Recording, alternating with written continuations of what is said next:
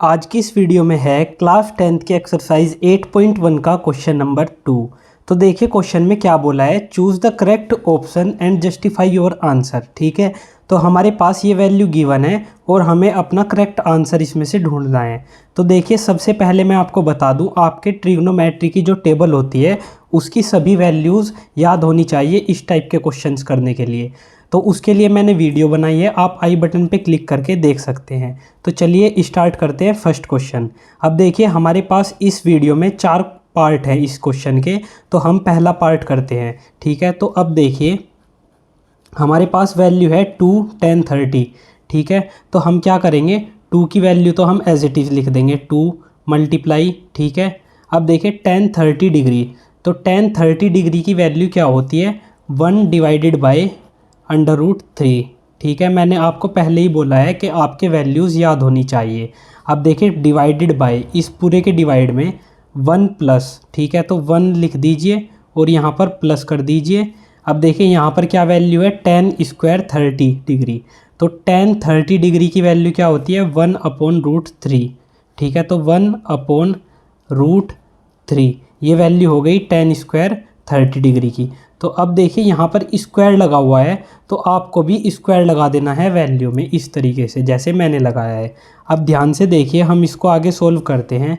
तो यहाँ पर वैल्यू क्या हो जाएगी, 2 की मल्टीप्लाई 1 के साथ हो जाएगी, तो वैल्यू क्या बन जाएगी, 2 डिवाइडेड बाय √3, और इसके पूरे के डिवाइड में क्या वैल्यू आ जाएगी, ये वाली वैल्यू। अब इसको हमें सोल्व करना होगा, तो ध्यान से देखिए इसको कैसे सोल्व कर सकते हैं। 1 प्लस, अब देखिए यहाँ पर स्क्वायर खोल दीजिए आप, तो 1 का स्क्वायर कर दीजिए 1 आ जाएगा, डिवाइडेड बाय, अब यहाँ पर नीचे √3 का स्क्वायर करना है, तो √3 का स्क्वायर क्या होता है, रूट से स्क्वायर कट जाएगा, तो वैल्यू क्या मिल जाएगी, 3। तो यहाँ पर मैं लिख देता हूँ 3। ठीक है, अब हम इसको आगे सोल्व करते हैं। अब ध्यान से देखिए हमें क्या करना होगा, हमें यहाँ पर एलसीएम लेना पड़ेगा। ठीक है, तो 2 डिवाइडेड बाय √3, और इसके पूरे के डिवाइड में क्या वैल्यू है हमारे पास, यहाँ पर देखिए हम इस 1 के अपोन में 1 लिख देंगे क्योंकि हमें यहाँ पर एलसीएम लेना है। तो अब देखिए 1 का और 3 का एलसीएम क्या आ जाएगा, 3 आ जाएगा, तो यहाँ पर एलसीएम हमने 3 ले लिया है। अब देखिए एलसीएम लेने के बाद हम क्या करेंगे, यहाँ पर 1 है, ठीक है, तो इस 3 को डिवाइड करेंगे 1 से, तो वैल्यू मिलेगी 3। ठीक है, उस 3 की मल्टीप्लाई हम इस 1 में कर देंगे। तो अब देखिए ध्यान से यहाँ पर 1 की मल्टीप्लाई 3 में करने पर 3 मिल जाएगा, और प्लस अब देखिए इस 3 को फिर डिवाइड कर दीजिए इस वाले 3 से, तो जब हम डिवाइड करेंगे तो वैल्यू क्या मिलेगी, 1। तो 1 की मल्टीप्लाई हम इस 1 के साथ कर देंगे, तो फाइनल हमें वैल्यू क्या मिल जाएगी, 1 × 1 कितना आ जाएगा, 1।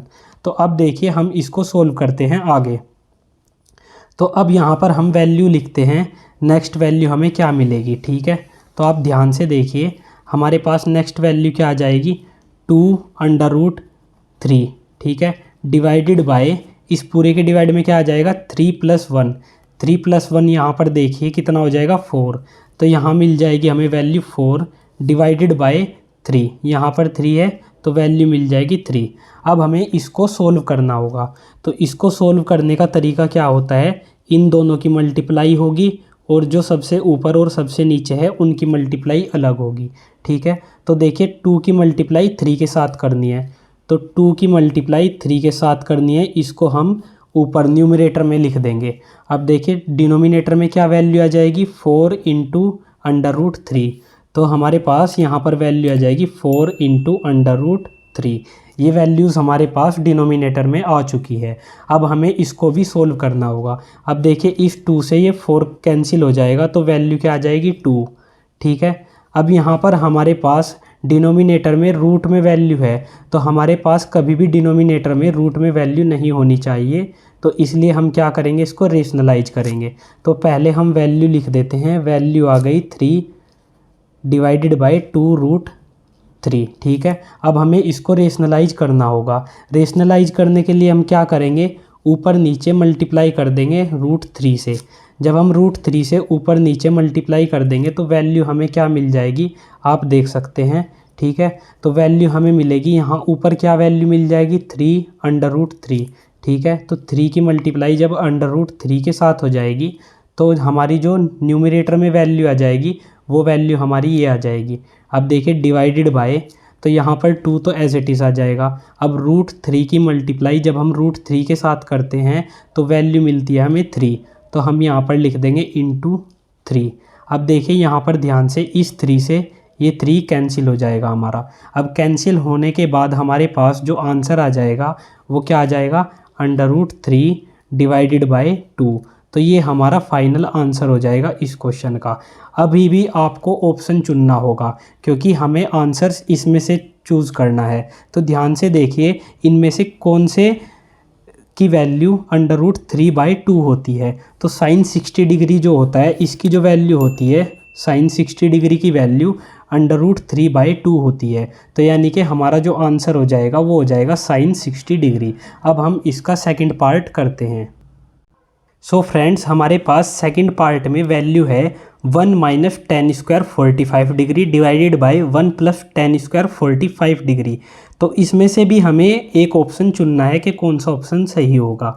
तो देखिए इस क्वेश्चन को भी करते हैं, बल्कि ये बहुत इजी क्वेश्चन है। आप ध्यान से देखिए 1 - ठीक है, यहाँ पर वैल्यू क्या है tan² 45 डिग्री। अब tan 45 डिग्री की वैल्यू देखिए आप क्या होती है, tan 45 डिग्री की वैल्यू 1 होती है, ठीक है। और यहाँ पर हमें स्क्वायर करने के लिए बोला है तो हम 1 का स्क्वायर कर देंगे। अब देखिए डिवाइडेड बाय 1 प्लस, ठीक है, यहाँ पर भी tan² 45 डिग्री है तो यहाँ पर भी हमारी वैल्यू 1 का स्क्वायर आ जाएगी, ठीक है। अब आप इसको सोल्व करिए। अगर हम इसको सोल्व करते हैं तो हमें वैल्यू क्या मिलेगी, 1 - 1 डिवाइडेड बाय 1 + 1, ठीक है, क्योंकि स्क्वायर तो 1 का 1 ही होता है। अब देखिए 1 में से 1 को सब्ट्रैक्ट कर दीजिए तो वैल्यू मिलेगी 0 डिवाइडेड बाय 1 + 1 कितना आ जाएगा 2, ठीक है। तो हमारे पास ये वैल्यू आ गई। और जब हमारे पास न्यूमरेटर में वैल्यू 0 होती है तो उसका आंसर क्या आ जाता है 0। तो हमारा जो इस क्वेश्चन का आंसर आ जाएगा वो क्या आ जाएगा 0।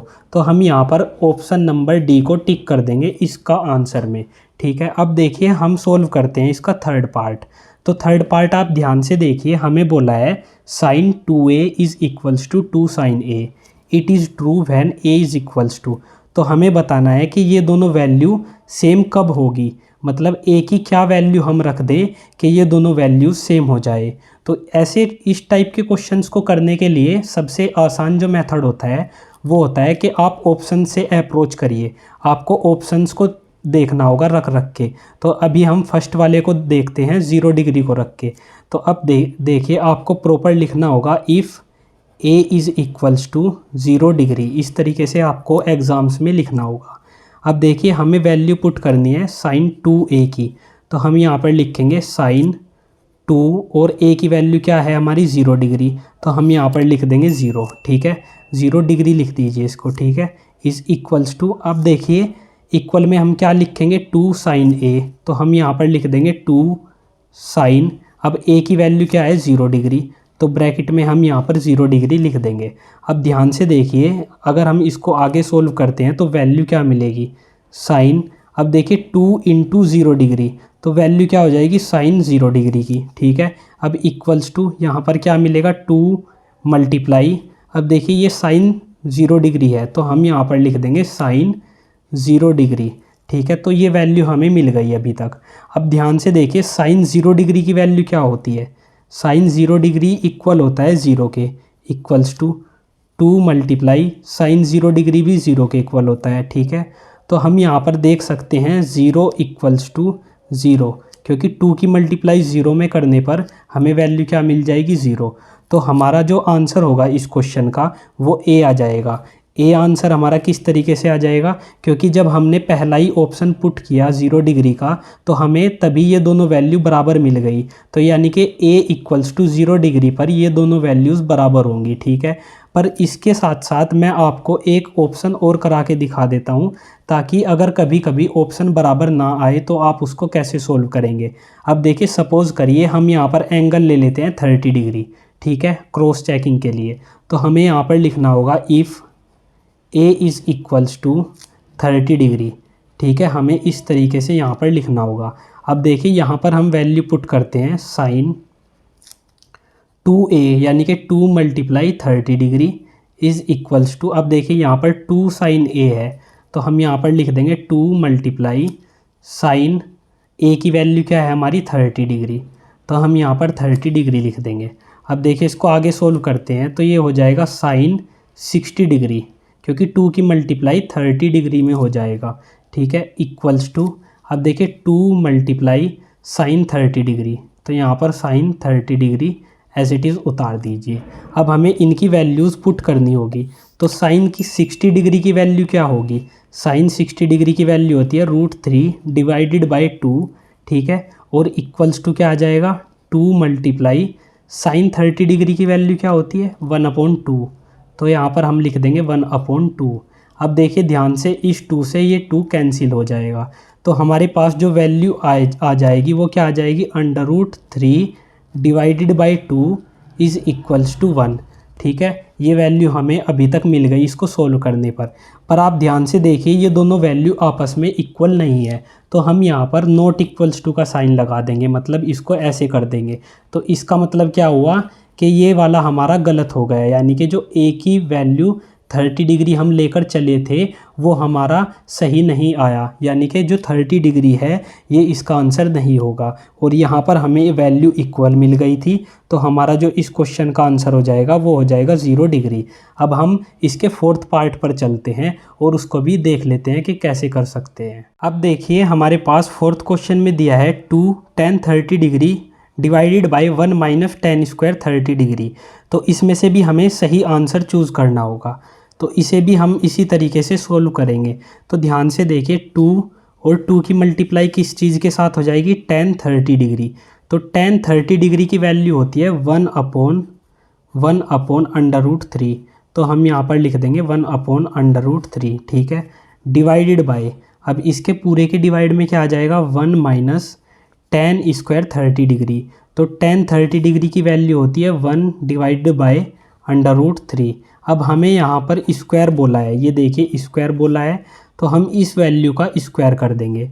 अब हमें इस वैल्यू को सोल्व करना होगा, तो हम इसको सोल्व करते हैं। अब देखिए 2 की मल्टीप्लाई यहाँ 1 के साथ हो जाएगी, तो ये बन जाएगा 2 डिवाइडेड बाय √3, ठीक है, और इसके पूरे के डिवाइड में क्या वैल्यू आ जाएगी हमारी 1 माइनस, यहाँ पर देखिए हम इस स्क्वायर को सोल्व कर देते हैं, तो 1 का स्क्वायर कर दीजिए, 1 का स्क्वायर आ जाएगा 1 डिवाइडेड बाय √3 का स्क्वायर कर दीजिए। जब हम √3 का स्क्वायर करेंगे तो रूट से स्क्वायर कट जाएगा, तो वैल्यू क्या मिल जाएगी 3, तो हमें डिवाइड में यहाँ पर 3 मिल गया। अब देखिए हमें इसका एलसीएम लेना होगा और इसको सोल्व करना होगा, तो 2 डिवाइडेड बाय √3 और इस पूरे के डिवाइड में वैल्यू क्या मिल जाएगी हमें, यहाँ पर 1 है, या फिर हम इसको इस तरीके से भी लिख सकते हैं 1 डिवाइडेड बाय 1, ठीक है। तो हम यहाँ पर एलसीएम ले लेंगे 1 का और 3 का, इन दोनों का एलसीएम ले लेंगे, तो एलसीएम लेने पर वैल्यू क्या मिलेगी 3, ठीक है, तो हम यहाँ पर 3 लिख देंगे। अब देखिए हमें यहाँ पर सोल्व करना होगा एलसीएम लेने के बाद, तो देखिए यहाँ पर 1 है, तो यहाँ पर जब 1 है तो यहाँ हमें 3 की मल्टीप्लाई इस 1 के साथ कर देनी होगी, तो जब हम 3 की मल्टीप्लाई करेंगे तो 1 × 3 कितना आ जाएगा 3 माइनस, आई होप आपको एलसीएम लेने का तरीका आता होगा। अगर आपको ये तरीका नहीं आता तो आप आई बटन पे क्लिक करके देख सकते हैं कि हम फ्रैक्शंस में एलसीएम कैसे लेते हैं। अब देखिए यहाँ पर वैल्यू 3 है, ठीक है, और यहाँ भी वैल्यू 3 है, तो जब हम इस 3 को 3 से डिवाइड करेंगे तो वैल्यू मिलेगी 1, ठीक है, और उस 1 की मल्टीप्लाई यहाँ 1 में हो जाएगी, तो 1 में जब 1 की मल्टीप्लाई हो जाएगी तो आंसर यहाँ पर क्या मिलेगी वैल्यू 1 मिल जाएगी। अब इसको हमें सोल्व करना होगा, तो ध्यान से देखिए सोल्व करते हैं, तो 2 डिवाइडेड बाय √3, ठीक है। अब देखिए ध्यान से देखिए आप इस वैल्यू को 2 √3 और इसके पूरे के डिवाइड में क्या वैल्यू आ जाएगी 3 - 1, यानी कि 2 डिवाइडेड बाय 3, तो हमें ये वैल्यू मिल गई। अब इन वैल्यू को सोल्व करने का मैंने आपको तरीका बताया है अभी, तो इनको हम कैसे सोल्व करते हैं, इनकी मल्टीप्लाई अलग हो जाएगी और इनकी मल्टीप्लाई अलग हो जाएगी। अब ध्यान से देखिए इनको हम यहाँ पर सोल्व कर देता हूँ, तो यहाँ पर देखिए हम इसको सोल्व करते हैं, तो सोल्व कैसे कर सकते हैं हम, अब देखिए 2 की मल्टीप्लाई 3 के साथ हो जाएगी, तो जब 2 की मल्टीप्लाई 3 के साथ हो जाएगी तो वैल्यू मिलेगी यहाँ पर 6 डिवाइडेड बाय, अब इसके पूरे के डिवाइड में क्या आ जाएगा 2 √3, 2 की मल्टीप्लाई √3 के साथ हो जाएगी, तो यहाँ पर वैल्यू मिलेगी 2√3। अब देखिए इस 2 से इस 6 को काट दीजिए तो वैल्यू मिल जाएगी 3, यानी कि अभी तक जो हमारा आंसर आया है वो आ गया 3√3। ठीक है, तो अब हमें यहाँ पर डिनोमिनेटर में जो वैल्यू मिली है वो √3 मिली है, तो हमें इसको अभी रेशनलाइज करना होगा, तब हम इसके सही आंसर पर पहुँच जाएंगे। तो हमें यहाँ पर रेशनलाइज करने के लिए क्या करना होगा, रेशनलाइज करने के लिए हमें ऊपर नीचे 3 से मल्टीप्लाई कर देनी होगी, सॉरी √3 से मल्टीप्लाई कर देनी होगी। तो जब हम इनकी मल्टीप्लाई करेंगे तो √3 से √3 का कैंसिल आउट हो जाएगा, और कैंसिल होने पर जो हमें आंसर मिलेगा वो मिलेगा 3√3। ठीक है, तो ये वैल्यू हमें मिल गई। सॉरी फ्रेंड्स, यहाँ थोड़ा मिस्टेक हो गया क्योंकि हमारे पास तो सेम वैल्यू आ गई। हम इसको यहाँ पर कैंसिल आउट नहीं करेंगे, हम इसको कैंसिल आउट नहीं करेंगे, हम क्या करेंगे यहाँ पर मल्टीप्लाई कर देंगे। अब देखिए ऊपर मल्टीप्लाई करिए, 3 मल्टीप्लाई √3, तो ये वैल्यू आ जाएगी 3√3। ठीक है, डिवाइडेड बाय, अब देखिए यहाँ पर वैल्यू मिल जाएगी √3 मल्टीप्लाई √3, क्योंकि हम रेशनलाइज कर रहे हैं तो रेशनलाइज में हमें 3 को कैंसिल आउट करना होगा। तो अब देखिए 3√3 डिवाइडेड बाय, तो यहाँ पर √3 मल्टीप्लाई √3, इसकी वैल्यू क्या होती है, 3 होती है इसकी वैल्यू। तो जब हम इनकी मल्टीप्लाई कर देंगे तो वैल्यू मिल जाएगी हमें 3, तो इस 3 से ये 3 कैंसिल आउट हो जाएगा। जब इस 3 से ये 3 कैंसिल आउट हो जाएगा तो वैल्यू क्या मिल जाएगी, √3, और ये √3 इसका अभी तक का आंसर आ गया। अभी मैं आपको एक तरीका और बताता हूँ, अगर आपको रेशनलाइज में प्रॉब्लम आती है, जैसे हमारे पास ये वैल्यू आ गई थी, तो आप इसको डायरेक्ट सोल्व कर सकते हैं। डायरेक्ट कैसे सोल्व कर सकते हैं, आप साइड में लिख सकते हैं कि 3 को हम क्या लिख सकते हैं, √3 मल्टीप्लाई √3 हम लिख सकते हैं 3 को, और इसके डिवाइड में क्या है, √3। अब देखिए ये इतना सब कुछ करने की आपको ज़रूरत नहीं है कि आप पहले मल्टीप्लाई करिए, यहाँ पर आप √3 से √3 कैंसिल कर दीजिए। तो यहाँ पर देखिए कितने आसानी से हमने इसका आंसर एकदम निकाल दिया, √3। और आप ऐसे भी निकाल सकते हैं, जो तरीका आपको अच्छा लगे आप वैसा कर लीजिए। अब यहाँ पर हमें √3 मिला है, तो हमें इन वैल्यू में देखना होगा कि √3 किसकी वैल्यू होती है। ठीक है, हमारे ऑप्शंस में देखना होगा। तो यहाँ पर जो tan 60 डिग्री होता है, tan 60 डिग्री की जो वैल्यू होती है वो √3 होती है। तो हमारा जो आंसर होगा, सॉरी tan 60 डिग्री, तो जो हमारा आंसर हो जाएगा वो क्या हो जाएगा, tan 60 डिग्री, सी ऑप्शन, ये हमारा आंसर हो जाएगा। और अगर हमें यहाँ पर cot 30 डिग्री गिवन होता, मतलब ये आंसर ना गिवन होकर cot 30 डिग्री अगर गिवन होता, तो इसकी वैल्यू भी √3 डिग्री ही होती है, √3 ही होती है। तो इसलिए हमारा आंसर ये भी हो जाएगा। तो आई होप आपके समझ आया होगा कि इस टाइप के क्वेश्चंस को हम कैसे सोल्व करते हैं। अगर ये वीडियो अच्छी लगी तो प्लीज़ इस वीडियो को लाइक कीजिए और चैनल को सब्सक्राइब कीजिए। थैंक यू फ्रेंड्स, मिलते हैं नेक्स्ट वीडियो में।